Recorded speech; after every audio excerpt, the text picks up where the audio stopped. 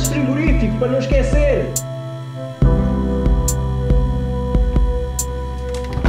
Olá a todos, estamos aqui no episódio 1 de Notas de Frigorífico e a nota de hoje é a arte no ensino e o mercado de trabalho nesta área em Portugal. Eu sou a Maria Carmo, temos aqui o meu colega Francisco Oliveira e o nosso convidado especial André Capote. Pronto, o André é aqui o dono do espaço onde nós estamos, da Academia de Belas Artes, e também dá aulas aqui. Queres-te apresentar, André?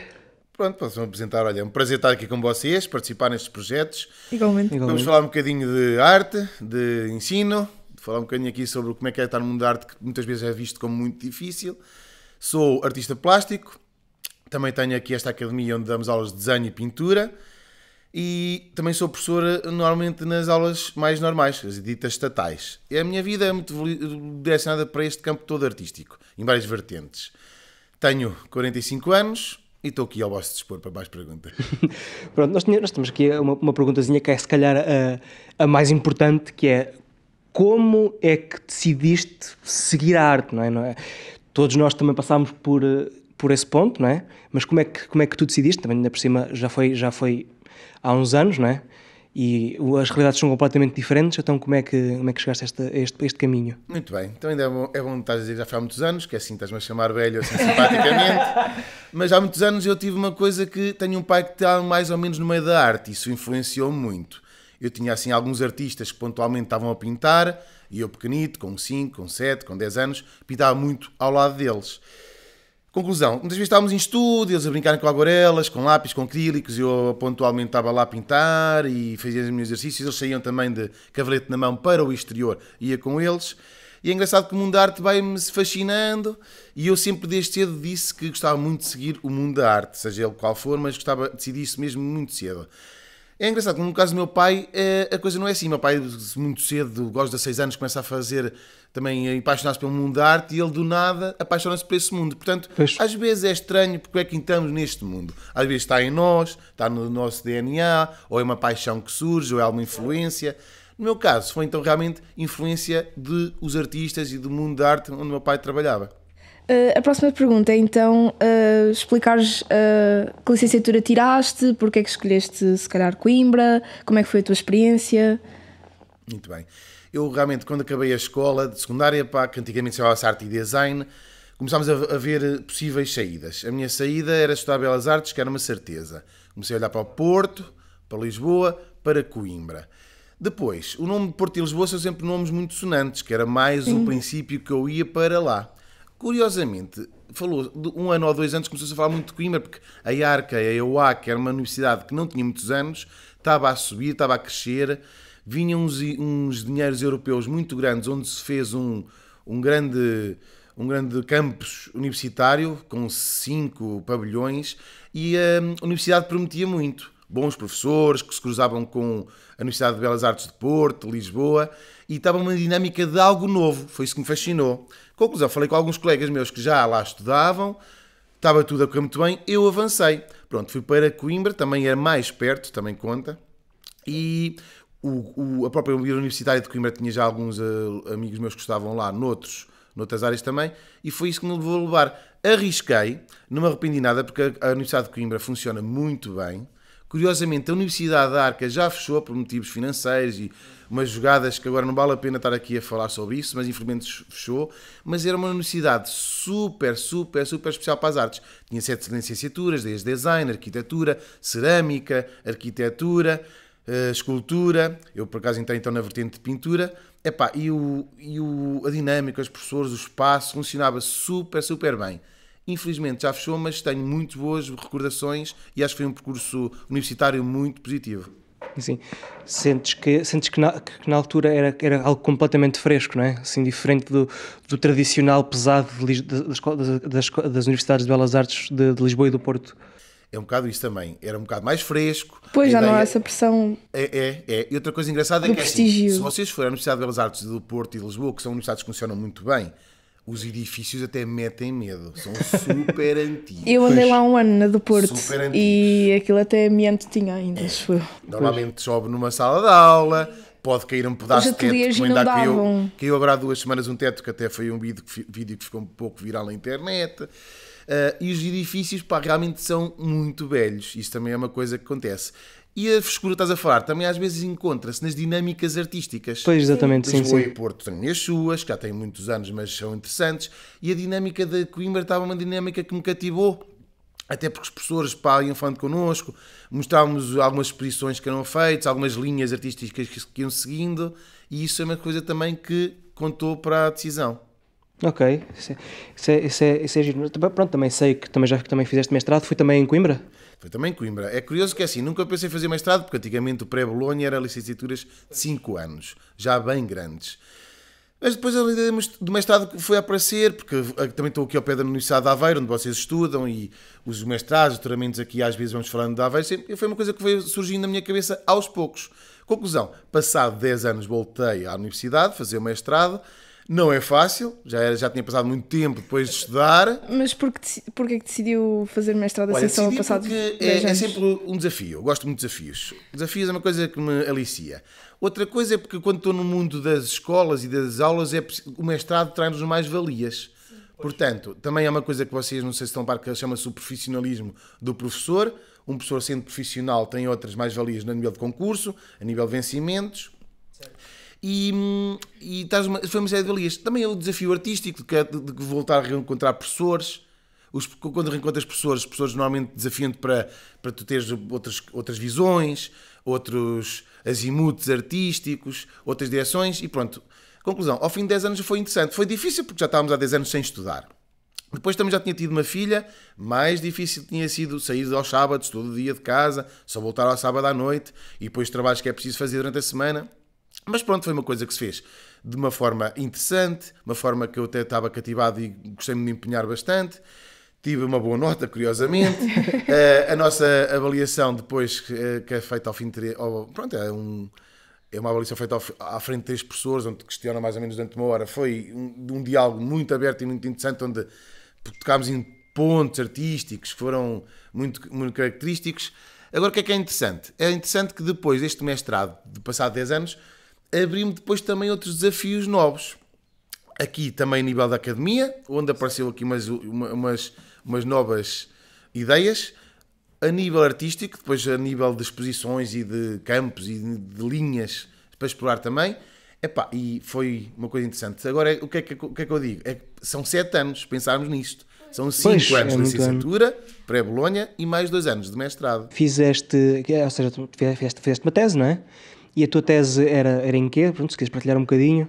Pronto, a minha tese era dentro do ensino artístico em Portugal, que englobava ali o terceiro ciclo e secundário, e também englobava um pouco o que é que realmente trava, o que é um pouco o marasmo do ensino artístico. Porque o ensino artístico, como é muito de livre-arbítrio de um professor, no campo da educação visual, ele pode se mexer muito na programação curricular, pode ser muito interessante para os alunos, em que eles ficam cativados, ficam super interessados no que é que nós nos possamos expressar artisticamente, como pode ser um pouco muito seca, entre aspas, porque o professor pode se encostar muito à parte técnica da régua e do esquadro, e vamos fazer divisão da circunferência, e estamos ali o ano todo a fazer uma coisa quase de engenharia.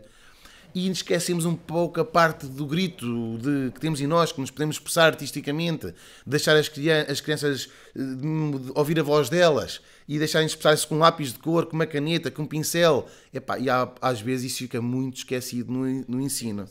E nós também temos essa experiência mesmo com o ensino superior. Muitas vezes estamos muito limitados. Claro. E às vezes, o que é o problema? O meu mestrado refletia muito isto. Se nós olharmos para os professores, às vezes eles não querem pegar nisto por 2 razões. Uma, e falando às vezes um bocadinho mal dos meus colegas, dá trabalho. Era o que eu ia dizer, dá muito trabalho. mais trabalho. A gente faz uma aula com tintas, com pastel, com um lápis, é muito mais trabalho. Sim, o planear, o realizar, maior. o sujar, o avaliar, etc. Mas também há uma coisa que é o seguinte: o Estado corta-nos um pouco as pernas. Pois. Porque nós antigamente tínhamos 3 professores para a disciplina. Isto explicado um bocado de uma maneira curta era, nos anos 80 havia 2 professores para uma parte mais de educação, trabalhos práticos, depois havia uma pessoa para educação visual, 3. Passados uns anos passou para 2. Havia o EVT realizado por uma docência que era um par docente, 2 professores. E o Estado corta mais um bocado ali o orçamento e agora está um professor. Portanto, um professor, por exemplo, se tiver a pé uma faixa etária mais pequenina, por exemplo, se pegamos nos 10 anos, por uma aula com pincéis e tintas, aquilo parece a guerra. Pois. Porque não dá. Um professor, Sim. um professor Não, para não, 5 não. ou para 6 era o ideal. Agora um professor para quase 30 alunos. Pois, é que as turmas muito estão cada vez difícil. mais Depois cheias. aumentaram as turmas Pronto, também. a minha tese era sobre como é que ultrapassamos estes obstáculos, como é que nós podemos puxar pelo governo, como é que nós nos desenrascamos sem governo, como é que nós conseguimos fazer então aulas de mais de expressão artística e como é que os alunos... e depois eu também, a minha tese foi no terreno. Eu tive um ano a dar aulas sobre isto e como é que as coisas resultavam bem, como é que os alunos estavam muito mais motivados porque tinham expressão artística e como é que apareciam resultados tão interessantes depois no fim. Até temos exposições, os alunos orgulhosos, os pais orgulhosos. Pois. E já agora, isto às vezes é um clique para a pessoa ver um bocado é. o lado artístico que ele tem. Pois, exatamente, Seja isso. de belas artes, seja de cinema, seja de teatro, etc.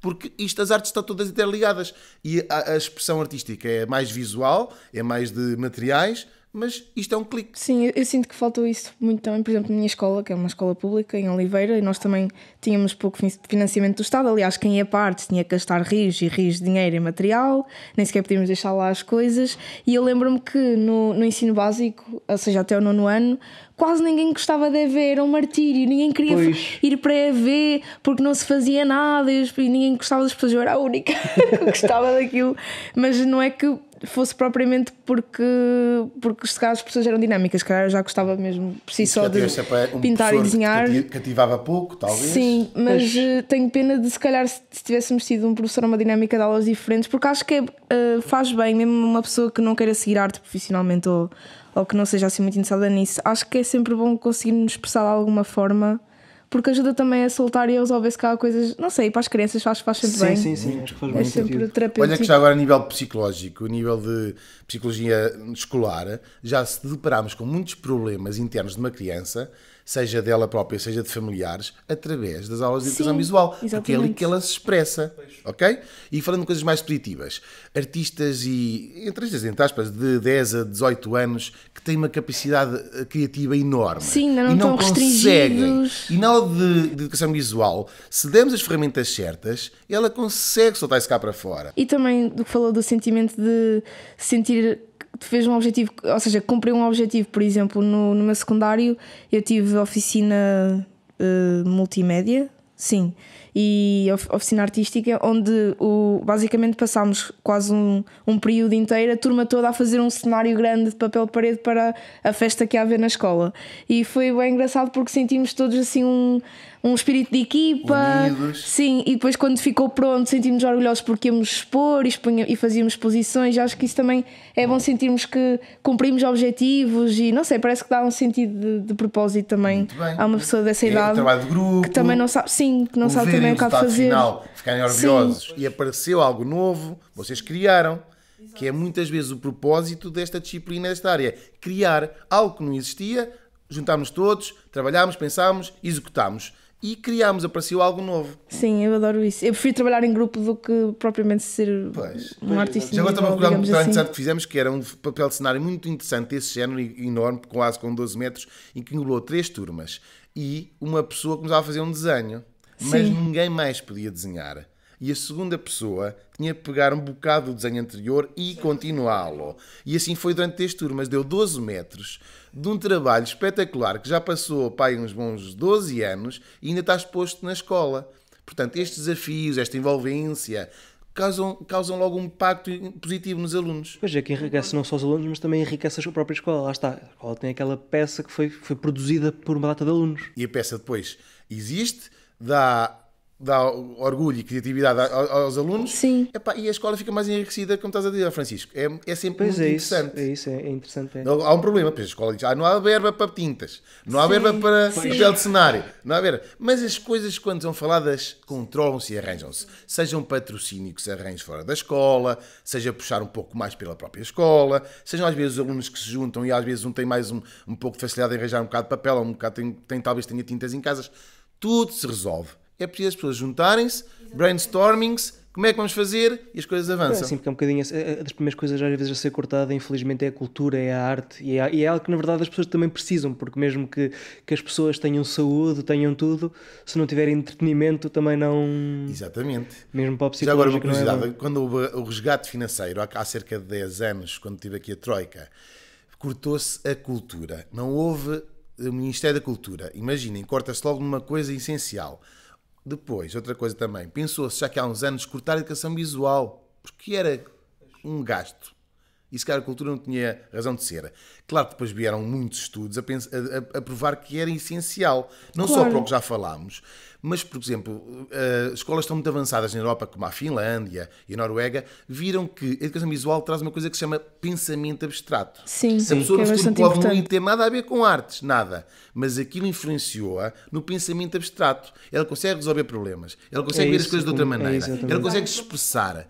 E nessa altura que se quis mesmo pensar em eliminar a educação visual, provou-se a sua importância.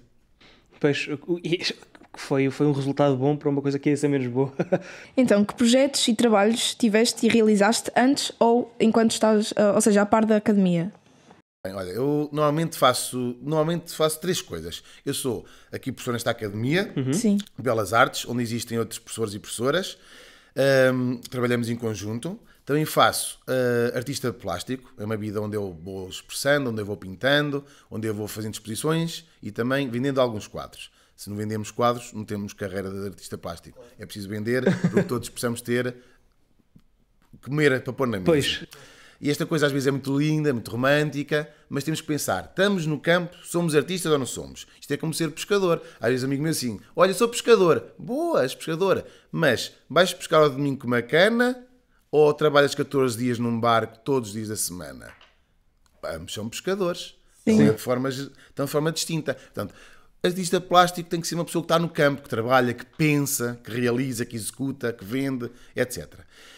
E depois também estou pontualmente nas aulas. Eu vou às vezes dando aulas nas escolas estatais, mas não é uma coisa muito linear. Para já, Certo. porque é o problema que nós temos a ver, os professores estão todos revoltados porque é um descrédito enorme, é ordenados baixos, os professores não entram, os professores estão a trabalhar muito longe de casa. Neste momento tenho um amigo Sim. meu que está a dar aulas no Algarve, mora aqui, deixa a mulher e filhos aqui em Ilha, vai para o Algarve.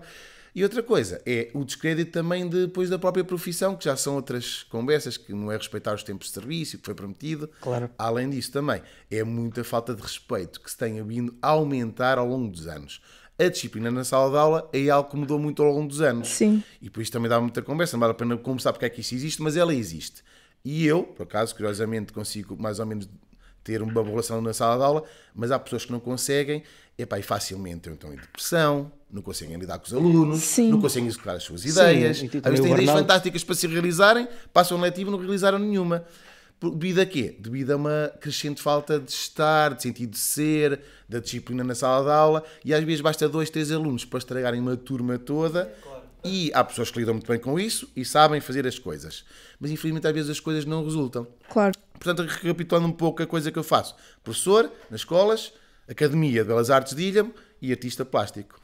Também sei que como artista plástico também vais a casamentos e pintas um quadro. Certo? Portanto, é uma coisa que eu faço um pouco mais comercial, entre aspas, que é boa um casamento.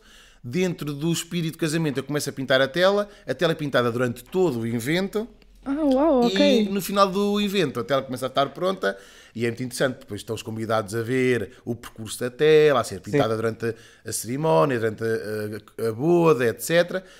E no fim é muito giro porque os noivos ficam muito contentes com a obra, os convidados vão para lá tirar fotografias. E mais importante é que a obra fica para sempre. Depois é um registro do dia. E a obra costuma ser um retrato ou é uma coisa assim mais Varia de retrato do tudo, que- já fiz de tudo. Já fiz muitos retratos dos noivos. Às vezes é um momento recaptado no dia da cerimónia em que ele é registado depois durante o dia.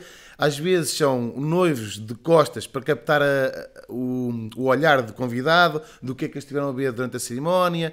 Já tive pormenores de mãos, pormenores de anéis, buquês de flores. Já tive uma parte de uma casa que eles iam construir. Portanto, há muitas ideias. Agora, o que é interessante? É um apetite, é uma cerejinha na cerimónia, porque Pois. fica giro, é diferente, Sim, é um e é agente diferenciador. E o quadro é pintado mesmo ao pé onde está a Sim. decorrer toda a cerimónia. E também não são dias fáceis.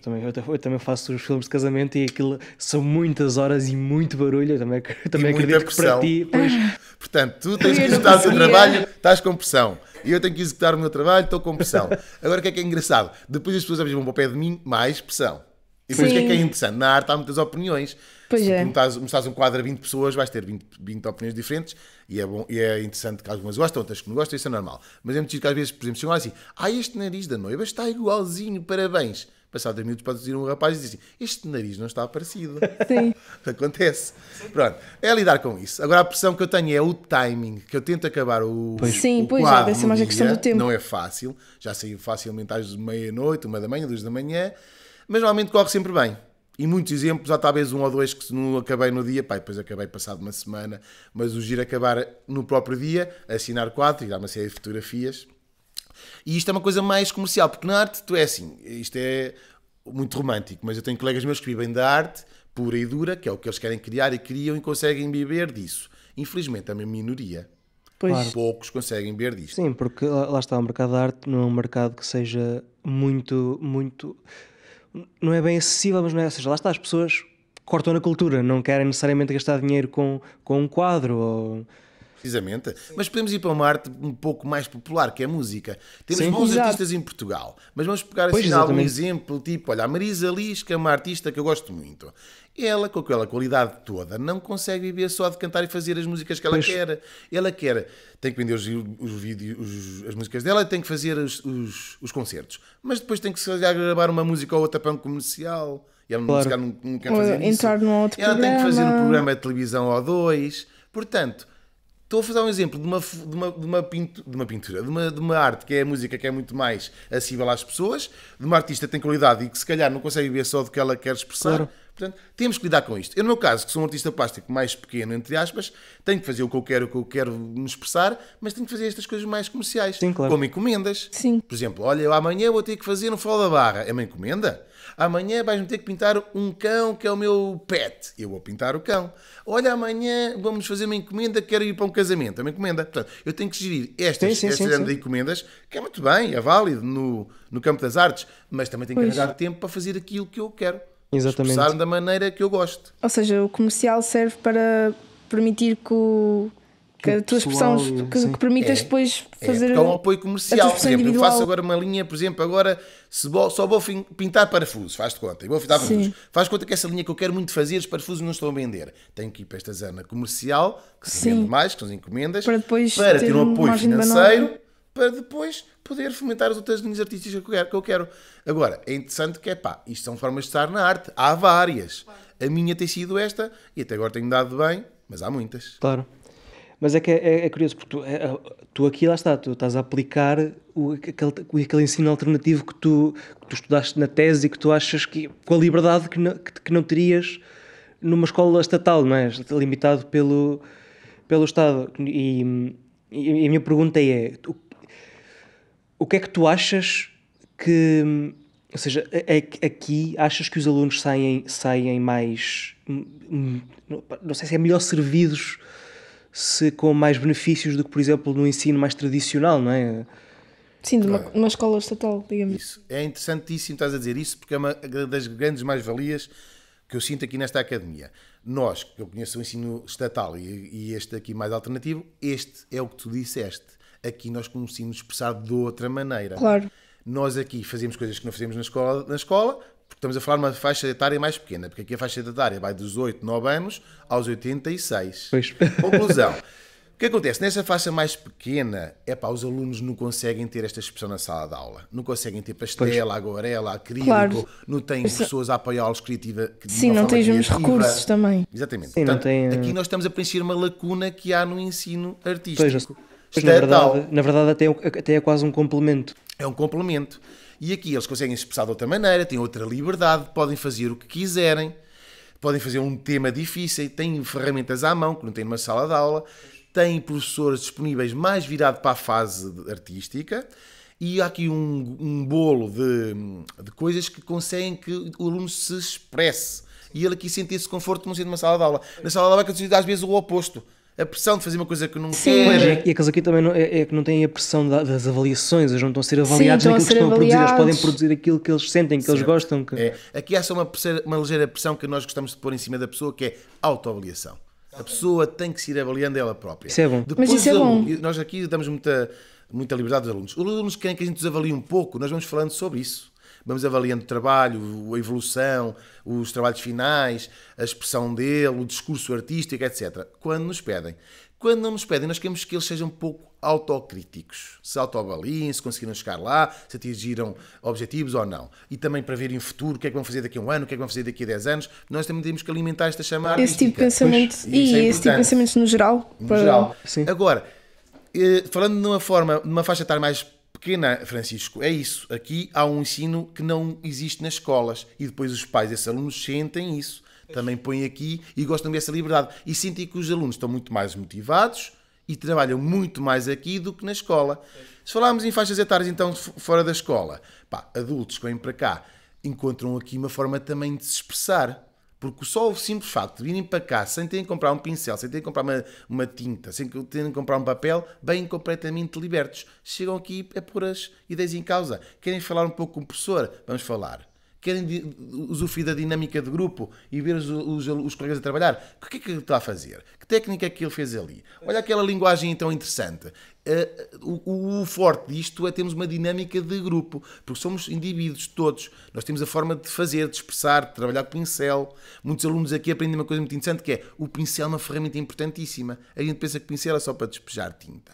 Mas o pincel é como uma caneta e uma assinatura. Nós somos todos diferentes, como pegamos no pincel, como espalhamos a tinta, pouca, muita, em pé, deitado, vertical, vamos pôr quase tinta nenhuma no pincel, mas é o pincel que nos diferencia. E às vezes é uma coisa que os alunos não têm a mínima ideia. E quando é que eles estão a pintar? Estão a pintar quando conseguem dominar essa coisa do pincel, que é uma ferramenta como o bacalhau. Dá para fazer de 1001 maneiras diferentes. Já agora só para dizer uma coisa. Fizemos uma exposição muito interessante aqui há tempos, que eram quase 60 pessoas, todas com o mesmo pincel. E era só 6 tintas para cada um. Sim. E quando nós vamos ver a exposição final, é impossível acreditar nisto. Porque está tudo tão diferente. Pois. As pessoas são diferentes, o grito é diferente, mas a maneira de mexer nas tintas no pincel é super diferencial. Pois é isso, a expressão é completamente... E esses 60 quadros, que foi feito com uma Câmara Municipal, não sabiam. E no discurso da abertura falámos nisto. Todas tiveram o mesmo pincel, só um a cada um, e tiveram as cores iguais a cada um.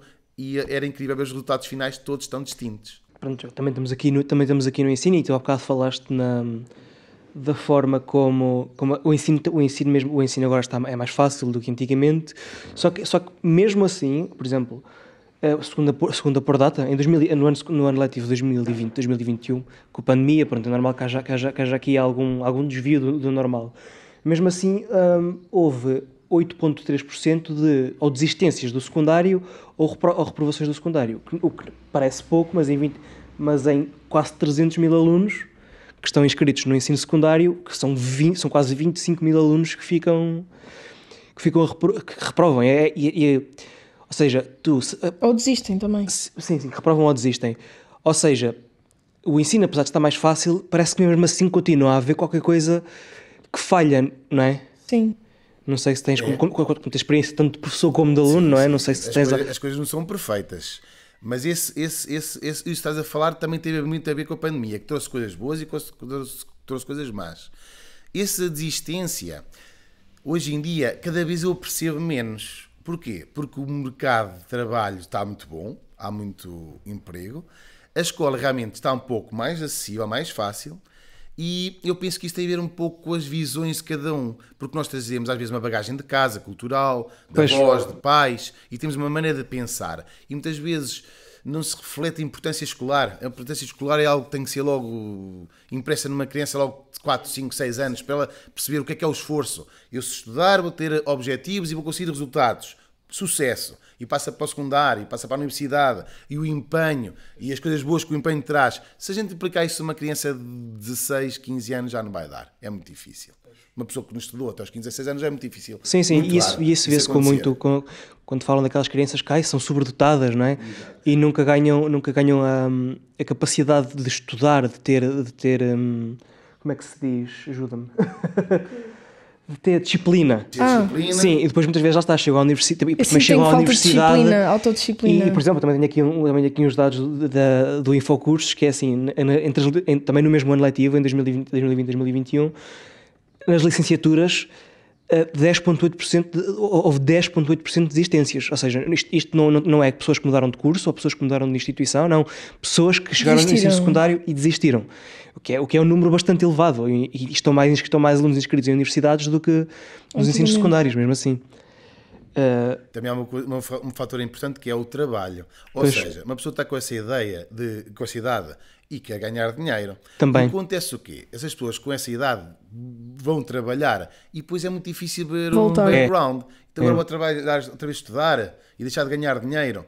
Portanto, quando a pessoa entra no campo de trabalho começa a ter um ordenado, depois é difícil voltar atrás. Pois. Não te esqueças também a pandemia teve muita influência nisto. Pois é, isso, estes dados têm sempre esse desvio por causa do... A pandemia foi mais difícil estudar, houve se calhar alunos que acreditaram que a pandemia podia estar aí durante 5, 6 anos e optaram por outro caminho. Os alunos a nível de arte, o ensino à distância, uns adaptaram-se e gostaram, outros não. Pois, estou a falar até dos 8º, 9º e 10º anos, que sim. houve alunos que tinham as aulas e iam por Zoom e etc. Pois, depois acabam por chumbar. Há uma série de dados, Francisco, que vais ao encontro porque é que isso aconteceu. Há muita coisa. Mas eu que sinto que há muitos alunos que entram no mercado de trabalho, às vezes a trabalhar nas férias, a trabalhar no part-time e vêm, vou trabalhar. Vou ganhar dinheiro e vou deixar de estudar. O que é sempre uma decisão, às vezes menos interessante, porque um pequeno esforço, mais 1 ou 2 anos, vai trazer uma mais-valia para todo o teu tempo de trabalho na vida. E tu se calhar vais trabalhar 40 anos, 45, e se pensares que mais 1 ou 2 vai influenciar tanto esses tais 40 anos de trabalho, pois, exato, às vezes é preciso ter coragem e apostar um pouco mais. É isso tudo. Tenho uma pergunta também. Eu agora também fiquei com curiosidade. Eu gostava de saber se achas que esse não é problema, ou melhor, esta realidade agora tem a ver mais com um aspecto geracional, ou seja, da nossa geração, ou também se calhar contextos exteriores como culturais, socioeconómicos também. Certo, mas estás a referir aqui em relação a alguma coisa sobre o facto de, ou seja, a mentalidade se calhar do facilitismo, ou o facto de se calhar haver mais gente a desistir para ir trabalhar, do continuar a querer perseguir os estudos. Muito próprio sobre isso, que é assim, o mundo está sempre a evoluir e as gerações são melhores de umas para as outras, sempre. Nós não melhoramos, nós melhoramos.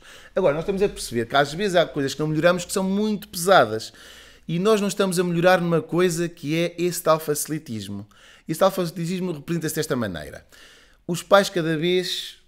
Como é que eu explicar isto? Nós viemos de uma geração muito árdua, de tempos da Segunda Guerra Mundial, onde os pais eram muito austeros e os pais eram muito maus, entre aspas. E conclusão, uma geração muito fraca, entre aspas, porque é uma geração muito difícil, deixa-me dizer difícil. Quis cá compensar mais, sim, então. Mas uma geração muito difícil vai criar uma geração muito fácil. Porque depois esses pais vão dar pais muito soft, querem dar mimo e depois exageram.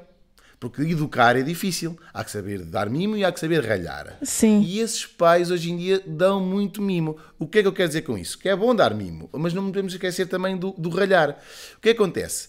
Isto depois é cíclico nas gerações. E nós estamos a apanhar uma geração agora em que tivemos muito mimo dos pais, muito mimo da escola. A escola é fácil. E nós, quando apanhamos o mercado de trabalho e começamos a ver um patrão austero, e a dificuldade de trabalhar 40 e tal horas semanais se não quisermos trabalhar mais. Vamos ser nós os amargurados a educar os filhos. Isso. Ordenados baixos. Queremos comprar um carro, vamos ver a dificuldade dele. Queremos comprar começamos a apanhar as dificuldades todas e deixa-me dizer uma coisa, não é à toa que a criminalidade está a aumentar, claro, os suicídios estão a aumentar, facilmente vemos uma pessoa que matou outra, antigamente havia menos. Porquê? Porque este cérebro está formatado de uma maneira que não está adaptado às dificuldades do futuro. E facilmente uma pessoa entra em burnout e facilmente mata outra. Porquê? É fácil. Pois. E não sabemos lidar muitas vezes com problemas. A sociedade, a escola, a casa, criamos muitos poucos problemas. E nós não temos que lidar com eles. Chegamos ao mercado de trabalho, temos muito ao mesmo tempo. Como é que vamos lidar com eles? É preciso ser forte, culturalmente, espiritualmente, porque senão...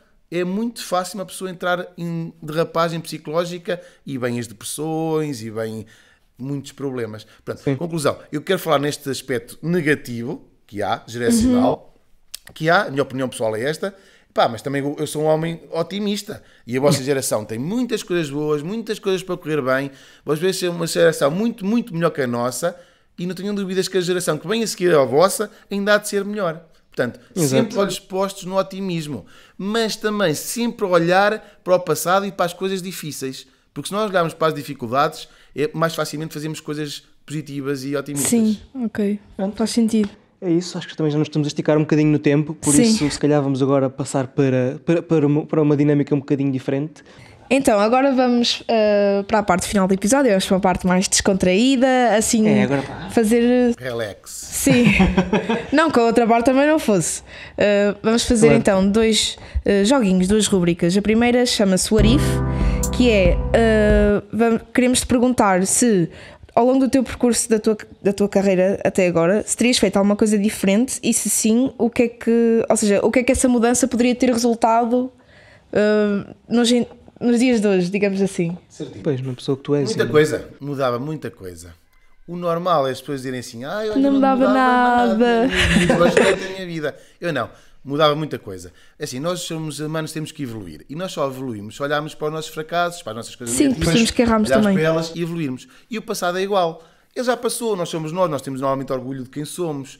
Mas se nós pudéssemos, uma bolinha mágica, olhar para o passado e mudar aqui ou lá, era sinal que estávamos a evoluir. E qual é que seria um momento que pudesse destacar? Tantos. Olha, a nível emocionais, a nível de arte, a nível profissional, a nível de amigos, a nível de tanta coisa.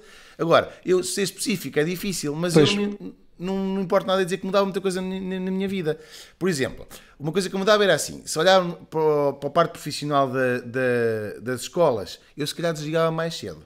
Porque as escolas é algo que eu não procuro. Eu procuro esta coisa que já falámos da expressão, da liberdade e desta linha criativa. Então, se calhar desligava mais cedo das escolas. Mas pronto, eu estive nas escolas, foi uma coisa que me ajudou a evoluir e foi importante para mim. Pronto, é tal coisa, mas mudava. Outra coisa, por exemplo, se calhar a nível linguagens artísticas, se calhar procurava mais cedo que já encontrei hoje. Se pudesse mudar uma coisa ou outra mais cedo, também mudava. E por aí fora, a nível de amigos, a nível de família, a nível de hobbies, eu se pudesse mudar um hobby ou outro que tivesse mais cedo, mudava logo. Por exemplo, eu sou baterista, gosto muito de tocar bateria com amigos meus, bandas de garagem. Eu se pudesse mudar já, eu por exemplo, só tive um ano de aulas de bateria, muito pouco.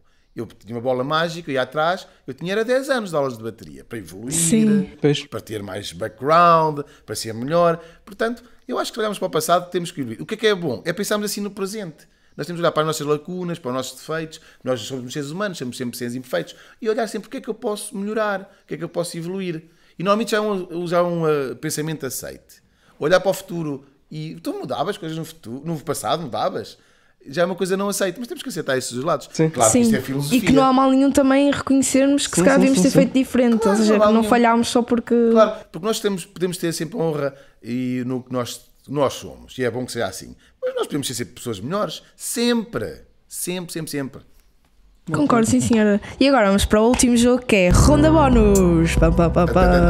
Isto agora deviam ter aquele instrumental que é tipo é tenso, como é no Joker, que é tipo aquela música assim, tipo, pronto, sob pressão. Então, nós agora vamos fazer perguntas rápidas, ou seja, onde damos duas opções e tu tens que dizer rápido a primeira, ou seja, que preferias. Sempre assim. Sim, é para dar a conhecer um bocadinho assim, de uma Exato, forma rápida, exato, assim, coisas mais. Sim. Vale. Ok, então, primeira pergunta. Um mundo sem música ou um mundo sem livros? Mundo sem música. Pam, pam, pam. Estou a brincar. Queres dizer tu? Algumas? Está bem. Uma semana num local tropical sem rede ou num ambiente super urbano com toda a tecnologia que quisesses? Sem rede. Poder voar ou ser invisível? Poder voar. Saber tocar qualquer instrumento ou saber qualquer língua do mundo? Saber qualquer instrumento. Cães ou gatos? Cães. Um Tenho mundo um gato. Um mundo sem poluição ou um mundo sem guerra? Um mundo sem guerra. Um mundo onde fosse tudo a preto e branco ou um mundo onde fosse tudo a cores neon? Tudo a cores neon. Ter memória fotográfica ou ter a habilidade de esquecer o que te apetecer? É muito bom podermos esquecer o que nos apetecer. Um mundo sem espelhos ou um mundo sem janelas? Um mundo sem espelhos. Verão ou inverno? Inverno. Olha, és dos meus. Saber pintar de acordo com o estilo de um artista famoso ou fazer arte que faça os outros felizes? Fazer arte que faça os outros felizes. Viajar no tempo ou teletransporte? Boa pergunta. Teletransporte. Difícil.